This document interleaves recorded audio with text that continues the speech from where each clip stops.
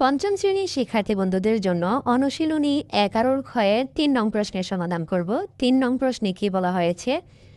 একটি আয়তাকার ধানক্ষেতের প্রস্থ 750 মিটার এবং দৈর্ঘ্য দেওয়া আছে 1200 মিটার। ধানক্ষেতটির ক্ষেত্রফল কত এওর? অর্থাৎ ক্ষেত্রফলটা কত এওর সেটা আমাদের বের করতে বলা হয়েছে। তাহলে আমরা কীভাবে সাজাবো?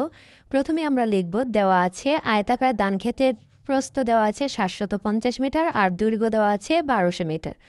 আমরা জানি আয়তাকার ধানক্ষেতের ক্ষেত্রফল, অর্থাৎ ক্ষেত্রফল বের করতে হলে সূত্রটা কি? দৈর্ঘ্য গুণ প্রস্থ। আর এখানে আমরা লিখব বর্গ একক। দৈর্ঘ্য কত দেওয়া আছে? 1200 মিটার আর প্রস্থ দেওয়া আছে 750 মিটার। এখন 1200 আর 750 একসাথে লিখে আমরা এককটা লিখব বর্গমিটার।